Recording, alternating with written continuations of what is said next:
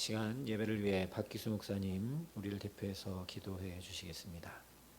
인생을 바른 길로 인도하시는 주님, 저희들을 주님의 자녀로 택하여 주셔서 경건한 신앙의 길로 나아가게 하여 주시니 감사합니다. 오늘도 주님을 사모하는 마음으로 주님이 계신 곳을 찾았습니다. 예배하며 주님의 이름을 높이기를 원하는 저희의 마음을 성령으로 충만하게 하옵소서. 사랑의 주님, 3일의 짧은 삶이었지만 회개의 열매를 전혀 맺지 못하는 삶을 살았음을 고백합니다.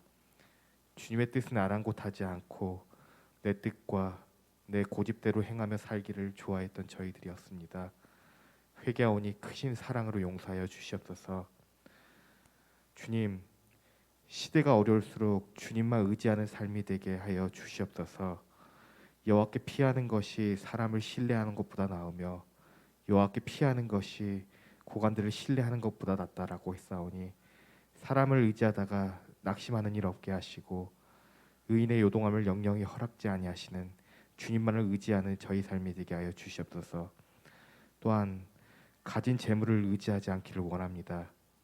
있다가도 없어지는 재물에 마음을 빼앗겨서 물질이 우상이 되는 일이 없게 하시고 오직 모든 경영을 이루시는 주님만을 의지하는 저희들에게 없어서 잘못된 풍습에도 빠져들지 않기를 원합니다. 입이 있어도 말하지 못하고 눈이 있어도 보지 못하며 귀가 있어도 듣지 못하는 우상을 의지하는 일이 없게 하시고 눈에 보이는 것이 없고 귀에는 들리는 것이 없고 손에는 잡히는 것이 없다 할지라도 지금도 살아계셔서 역사하시는 주님만을 의지하는 저희들이 되게 하여 주시옵소서. 주님, 저희들을 위해 항상 기도하시며 목양에 애쓰시는 목사님을 기억하셔서 어려움 없도록 주께서 이끌어 주시기를 원합니다. 또한 늘 알게 모르게 주님께 몸을 들여 수고하는 봉사자들도 기억하셔서 주 안에서 하는 그 수고를 누리는 기쁨이 넘치게 하여 주시옵소서. 이미 예배가 시작되었습니다. 마치는 시간까지 주님만이 홀로 영광 받으실 것을 믿사옵고 예수 그리스도의 이름으로 기도드립니다. 아멘. 아멘.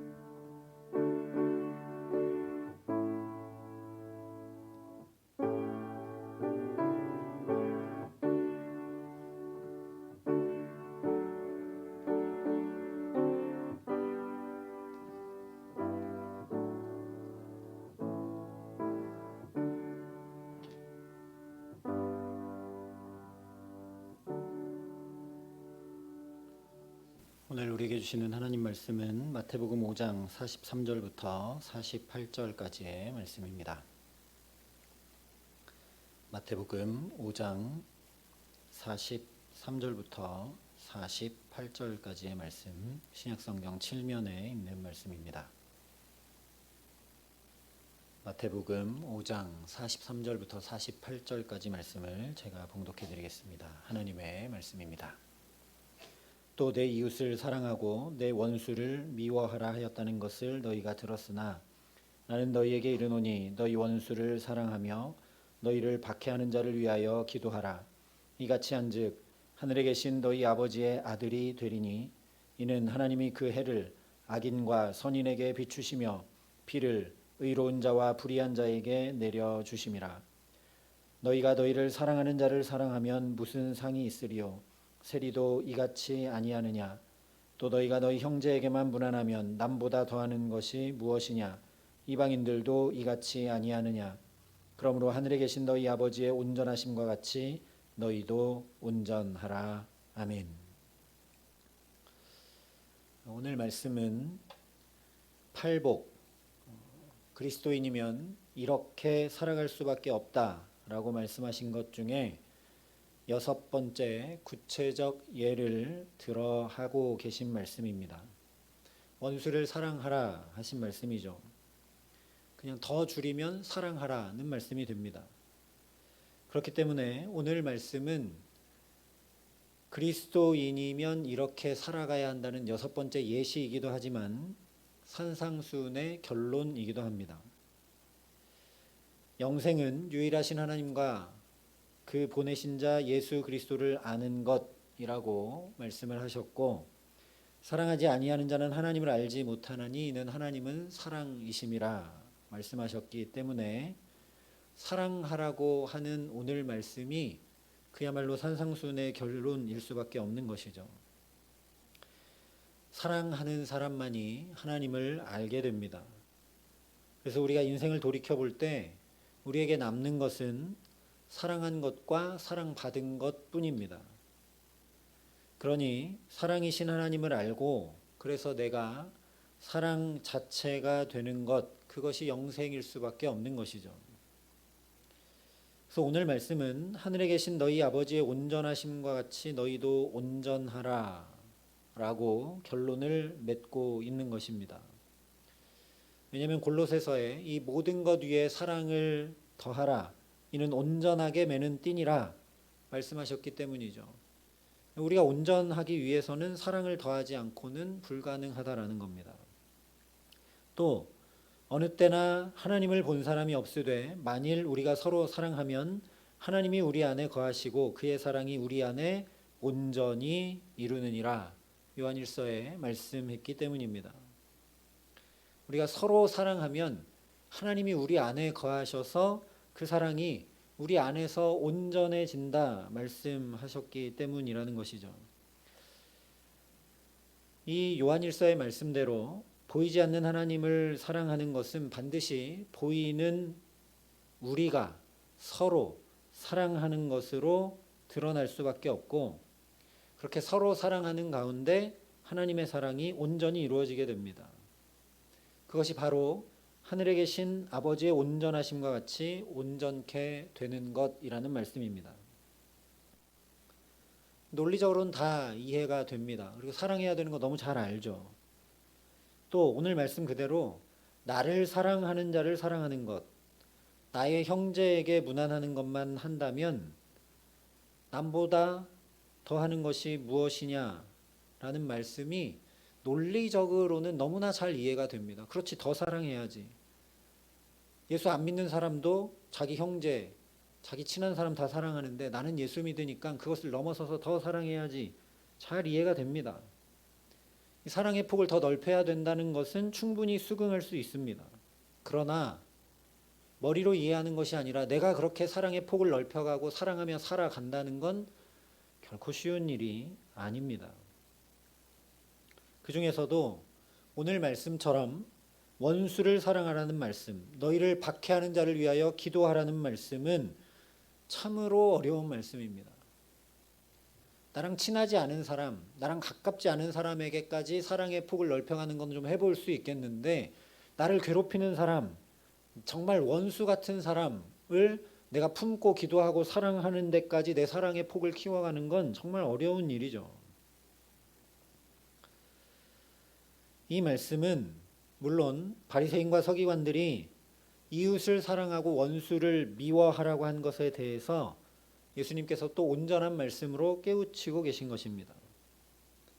우리가 이해하고 있는 그대로 원수까지도 미워하지 말고 사랑하라는 말씀인데 무거운 짐이 될 때가 너무나도 많은 것이 문제라는 것이죠. 그런데 바리새인과 서기관들이 가르쳤던 원수를 미워하라 하는 말씀은 성경에는 전혀 없습니다. 이것은 바리새인과 서기관들의 해석일 뿐입니다. 왜냐? 유대인들에게는 이스라엘 사람들만 이웃이었기 때문이죠. 이방인들은 개들, 짐승들에 불과했기 때문입니다. 특별히 사마리아인들은 이 이방인, 개와 짐승보다 더 못하게 여겼죠. 그러니 이웃을 사랑하라는 말은 서기관과 바리새인들, 종교 지도자들이 가르친 바에 의하면 그냥 이스라엘 사람들 사랑하고 살라는 얘기입니다. 이스라엘 바깥에 있는 이방인은 미워할 원수일 뿐이었던 것이죠. 그렇기 때문에 이웃을 사랑하고 원수를 미워하라 가르쳤던 것입니다. 물론 합리적인 이유는 있죠. 왜냐하면 예수님 오시기 전에 그 이스라엘 바깥쪽에 있는 이방인들과 친밀하게 지내다가 우상을 섬기고 그래서 나라가 수치를 당하고 망한 경험이 있었기 때문에 그야말로 이방인들은 이제 원수죠. 성전을 다 회파하고 무너뜨리고 자기들을 포로로 끌려가게 하고 비참한 생활을 하게 한 원수 중에 원수입니다. 그런데 오늘 예수님은 원수를 미워하지 말고 위하여 기도하고 사랑하라고 말씀하고 계신 것이죠. 누가복음 10장 25절부터 37절에 나오는 우리가 너무나 잘 아는 선한 사마리아인 비유에 이것이 잘 드러납니다. 어떤 사람이 길을 가다가 강도를 만났는데 그래서 거의 죽게 되었는데 레위인과 제사장은 그냥 지나쳐 갑니다. 레위인과 제사장이 이동하고 있었다는 건 아마도 성전에 올라가는 것이었을 텐데 율법에 의하면 죽은 자를 만지거나 가까이 하면 부정하게 되기 때문에 이 사람이 거의 죽게 된 것을 보았는데 내가 혹시 도와주려다가 이 사람 죽으면 나는 부정하게 되는 것이기 때문에 그냥 지나쳐 가는 거죠. 그런데 유대인들이 말씀드린 대로 원수, 짐승과 개보다 더 못하게 여겼던 사마리아인이 여기를 지나가다가 그 강도 만난 자의 상처를 싸매주고 여관까지 데려다주고 모자란 치료비까지 자기가 다 내겠다고 하면서 그 사람의 이웃이 되어줍니다. 예수님께서 이 비유를 마치시면서 누가 강도 만난 자의 이웃이 되었느냐라고 물으시죠. 사마리아인입니다. 대답하자 가서 너도 이와 같이 하라 말씀을 하십니다. 오늘 예수님의 말씀이 바로 이것입니다. 너희는 사랑할 사람과 미워할 사람을 나누고 있는데 그렇게 나누는 것 자체가 사랑할 마음이 없다라는 것입니다. 너에게 잘하는 사람, 너의 형제만 사랑하면 그것이 무슨 사랑이겠느냐는 것이죠. 그것은 세리도 할 수 있다라는 겁니다. 왜 그렇습니까? 세리는 나라가 망하든 자기 민족이 고통을 당하든 상관없이 동족의 혈세를 빨아먹고 자기 이익만 챙기는 이기적인 사람 아닙니까? 우리가 사랑한다고 하는 것은 거의 그런 수준이라는 말씀입니다.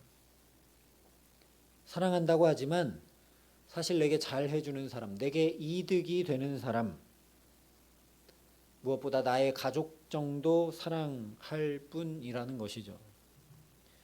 그렇기 때문에 또 내 이웃을 사랑하고 내 원수를 미워하라 하였다는 것을 너희가 들었으나 나는 너희에게 이르노니 너희 원수를 사랑하며 너희를 핍박하는 자를 위하여 기도하라 말씀하시는 것입니다.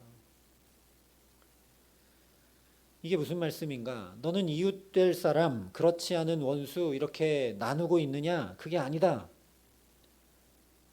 누가 이웃인가를 묻는 것 자체가 모순이다 라고 말씀하시는 것입니다. 누가 강도 만난 자의 이웃이 되었느냐? 자비를 베푼 자니이다. 가서 너도 이와 같이 하라. 가서 너도 이와 같이 하라. 내가 자비를 베푸는 그 사람이 곧 이웃이라는 말씀이죠. 내가 이웃이 될 건지 말 건지는 너한테 달린 문제지 상대방의 재물이나 출신이나 상황이나 성격이나 유익함에 달린 것이 결코 아니다. 오직 내가 다가가 사랑을 베푸느냐 아니냐에 달려있을 뿐이다 말씀하시는 것입니다. 그래서 조건은 딱 하나밖에 없습니다. 하나님께서 내게 붙여주셨기 때문에 이웃입니다. 사랑을 베풀 수 있는 이웃과 그렇지 않은 이웃이 나뉘어 있는 것이 결코 아니라는 것이죠. 하나님께서 내게 붙여주셨기 때문에 그 사람이 누구든 내가 가서 사랑을 나누는 그 사람이 이웃이라는 말씀입니다. 그래서 45절에 이렇게 말씀하시는 것이죠. 이같이 한즉 하늘에 계신 너희 아버지의 아들이 되리니 이는 하나님이 그 해를 악인과 선인에게 비추시며 비를 의로운 자와 불의한 자에게 내려 주심이라. 우리 기준에서는 악인과 선인, 의로운 자와 불의한 자가 나뉘고 있지만 하나님 기준으로 볼 때는 어떻다는 거죠? 전혀 나뉘지 않는다는 겁니다. 똑같이 해를 비춰주시고 똑같이 비를 내려주신다라는 겁니다. 주님이 내게 붙여주신 모든 사람이 이웃입니다. 선인과 악인은 내 기준일 뿐인 것이죠. 인간의 판단으로 볼 때 저 사람은 착하고 저 사람은 악하다.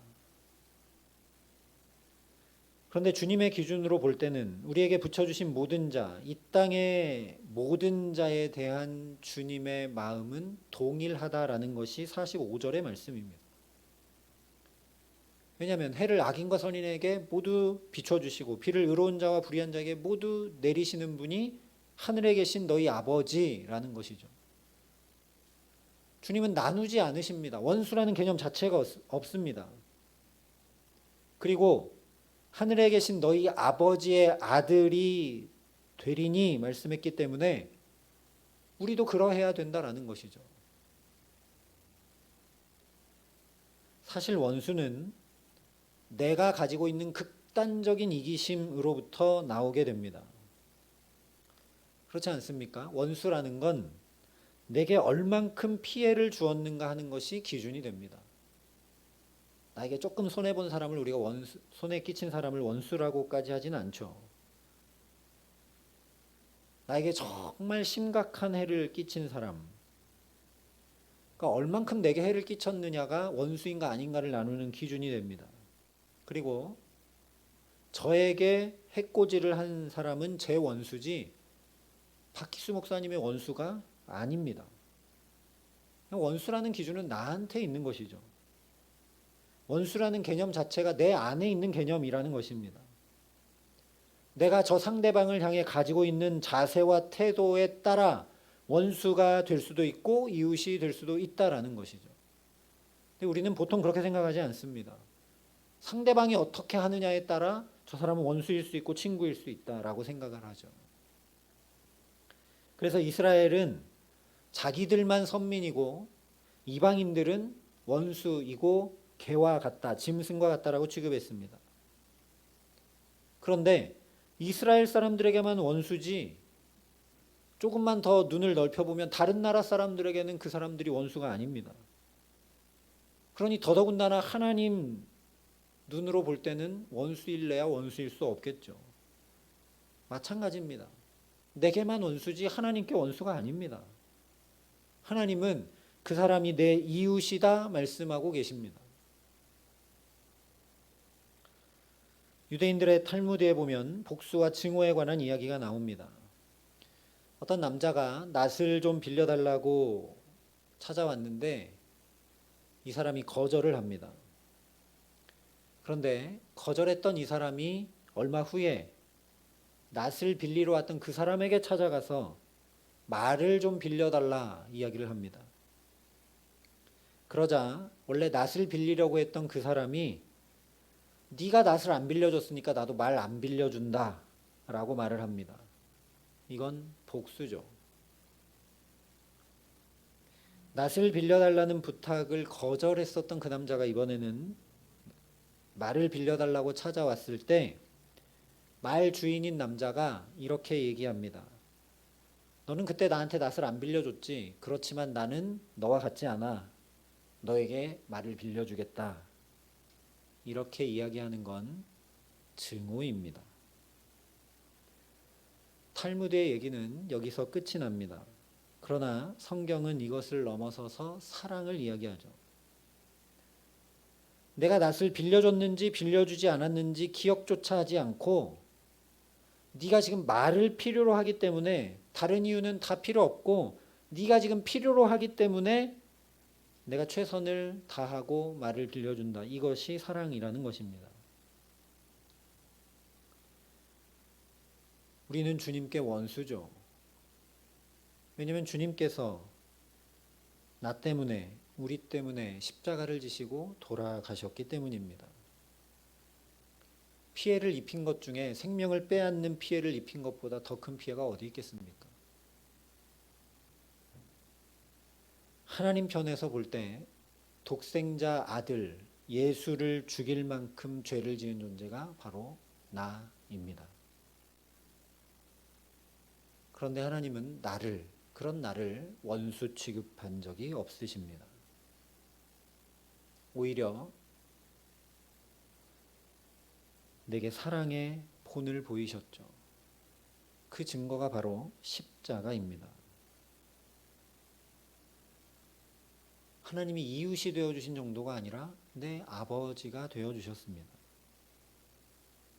사랑이라고 하는 건 그가 나에게 어떻게 했는지를 까맣게 잊어버리고 내가 할 수 있는 최선을 해주는 것이 사랑입니다. 사랑의 이유가 들어가면 그건 사랑은 아닙니다. 절대 사랑이 될 수 없겠죠. 사랑은 이유가 없습니다. 사랑에는 다른 이유는 하나도 없습니다. 그저 이웃입니다. 예수님께서 내게 그렇게 하셨기 때문입니다. 주님은 내가 어떻게 했는지 하나도 보지 않으십니다. 기억조차 하지 않으십니다. 동이 서에서 먼 것처럼 너의 죄과를 멀리 옮겨버렸다. 주님이 말씀하십니다. 하나님 보실 때 나는 당신의 자녀이고 사랑해야 할 존재이기 때문에 그렇기 때문에 내 죄값을 다 담당할 만한 하나님의 아들의 생명을 저 십자가에 다 쏟아 부으시면서 사랑하셨을 뿐이라는 거죠. 이웃을 그렇게 보라는 것입니다. 저 사람이 내게 어떻게 했는지 따지는 것 자체가 극단적인 나의 이기심이라는 것입니다. 내게 붙여주신 이웃, 그 사람에게 그리스도인인 내가, 하나님의 자녀인 내가, 하나님의 형상인 내가 해야 할 도리를 하는 것, 그것이 바로 사랑입니다. 사랑은 언제나 내 중심이 아니라 상대방 중심이죠. 나를 유익하게 하는 건 이기심이지 결코 사랑일 수 없습니다. 사랑은 남을 유익하게 하는 것입니다. 상대방을 편안하게 해주는 것, 상대방을 세워주는 것, 그것이 바로 사랑입니다. 만약 우리가 매일 1시간씩 기도한다고 생각해 봅시다. 매일 1시간씩 기도하는데 예수님께서 우리에게 찾아오셔서 이제부터는 30분씩 더 기도해라. 1시간 반을 기도해라. 그러면 어떻게 하시겠습니까? 예, 30분 더 하겠습니다 하고 1시간 반 할 수 있겠죠. 그런데 만약에 하루에 단 1분도 기도해 보지 않은 사람에게 너 이제부터 1시간 반 기도해라. 그러면 어떻게 되겠습니까? 억지로는 할 수 있는지 모르겠지만 불가능할 것입니다. 이와 똑같다는 것이죠. 이웃인가 원수인가 구분하는 것 자체는 이미 사랑하는 쪽에는 마음이 없다라는 겁니다. 사랑은 존재됨의 문제입니다. 산상수훈은 계속해서 그리스도인의 존재됨에 대해 말씀합니다. 늘 1시간씩 기도했던 사람, 그렇게 기도하는 것이 삶 자체가 된 사람은 거기서 30분 더 기도하는 게 그리 어렵지 않습니다. 그 자체가 사랑하는 마음을 가진 사람은 원수를 사랑하는 것이 어려운 일, 절대 할 수 없는 일 아니라는 겁니다. 그것이 불가능하다라는 것으로 느껴지는 것 자체가 벌써 우리는 단 1분도 기도해 보지 않은 사람처럼 사랑하는 일에는 전혀 관심 없는 사람과 똑같다는 이야기가 됩니다. 우리의 삶 자체가 정말 하나님을 사랑하는 쪽으로 눈꼽만큼이라도 나아가고 있다면, 내가 예수를 여기까지 믿으면서 조금이라도 더 사랑의 사람이 되어가고 있다면, 원수를 사랑할 수 있습니까? 라고 묻는 것이 아니라 내가 그리스도인인가? 라는 걸 묻게 된다라는 거죠. 저 사람이 이웃입니까? 아닙니까? 묻는 것이 아니라 나는 주님을 사랑하는가? 나는 정말 주님을 사랑하는가? 나는 대체 어떤 사람인가? 라고 내 존재를 묻게 된다라는 겁니다. 나는 정말 그리스도인인가? 나는 정말 주님을 사랑하는가? 묻는다면 주님을 사랑하는 그런 존재로 살아간다면 주님을 사랑하는 애절함이 우리에게 있게 됩니다. 인간관계 속에서 생각해도 똑같죠. 우리가 자녀들을 사랑하기 때문에 자녀들의 친구를 바라보는 눈이 전혀 달라집니다. 자녀를 사랑하니까요. 주님을 사랑하면 주님이 바라보시는 그 사람을 향한 내 마음이 달라지게 됩니다. 주님이 그 사랑을 향해 가진 마음이 내 안에 있게 된다라는 거죠. 그렇게 되면 우리에게는 더 이상 이웃과 원수의 구분은 없어지게 됩니다. 단지 좀 편한 이웃, 나눌 수 있는 이웃, 내게 힘을 줄 수 있는 이웃, 내가 더 섬겨야 할 이웃밖에 없는 것이죠. 내가 더 힘쓰고 애써야 될 이웃인가? 내가 좀 더 참고 품어야 될 이웃인가? 내가 더 십자가를 져야 할 이웃인가? 라는 질문들만 우리에게 남게 되지, 저 사람이 이웃인가 원수인가 이런 질문은 아예 없어지게 된다라는 겁니다. 우리는 이 싸움을 하는 사람들입니다. 열심히 사랑하는 싸움을 해나가는 사람들이 바로 그리스도인들입니다. 말씀드린 대로 이것은 조건부가 아닙니다. 사랑에는 조건이 붙는 것이 아니기 때문입니다. 이같이 한즉 하늘에 계신 너희의 아버지의 아들이 되리니 말씀하셨습니다. 이런 마음과 태도로 살아간다는 것 자체가 벌써 비교할 수 없는 놀라운 복을 우리가 누리게 된다라는 말씀입니다. 그렇지 않습니까? 하늘에 계신 너희 아버지의 아들이 되리니, 이 말씀은 감히 하나님의 아들인 예수 그리스도와 내가 동일하게 여김받는다라는 말씀입니다. 사랑의 마음을 가진 사랑의 존재로 사는 것, 이것이 우리에게 주시는 가장 놀랍고 큰 보상이라는 말씀입니다. 하늘에 계신 하나님 아버지의 아들이 되고 하나님처럼 온전해지는 것 이상의 축복이 없다라는 말씀입니다. 온전함에 대해서는 다음에 한 번 더 말씀을 나누도록 하겠습니다. 오늘 꼭 기억할 것은, 나는 대체 어떤 사람인가? 나는 정말 주님 사랑하는 사람인가? 나는 정말 주님 사랑해서 주님의 마음을 내가 조금이라도 품고 담아가고 닮아가고 쫓아가려고 살아가는 사람인가? 나는 정말 하늘에 계신 아버지의 자녀인가? 우리가 이 말씀 앞에 우리 자신을 비춰 볼 수 있기를 간절히 기도합니다. 나는 비록 창피하고 부끄럽고 거기까지 못 가는 것 같아도 오늘 주님이 또 말씀하십니다. 하늘에 계신 아버지의 자녀라고. 왜냐하면 하나님은 해와 비를 누구에게나 지금도 다 내리고 계시니, 저와 여러분이 어떠함에 관한 조건이 하나도 붙지 않고 그냥 하나님의 자녀라고 오늘 또 말씀해 주고 계신 것이죠. 그러니 이 말도 안 되는 축복을, 저 십자가를 바라보며 다시 한번 깨닫고 가슴 깊이 누리며 사랑의 사람으로 살아가게 하시기를 간절히 소원합니다. 그래서 우리의 가정과 우리에게 붙여주신 모든 이웃들 가운데 바로 나를 통해 사랑이라는 것들이 열매 맺고 자라가게 하시기를 간절히 기도합니다. 그런 주님의 은혜를 가득 맛보고 그런 주님의 마음과 뜻을 닮아가서 온전해지는 하나님의 자녀로, 정말 그런 존재로, 하나님의 자녀로 날마다 순간마다 조금 더 사랑하고 조금 더 사랑하는, 사랑이 날마다 자라가는 주님의 축복된 사람들로 살아가게 하시기를 우리 구주 예수 그리스도의 이름으로 간절히 축원합니다. 이 시간 우리 함께 기도하겠습니다. 하나님,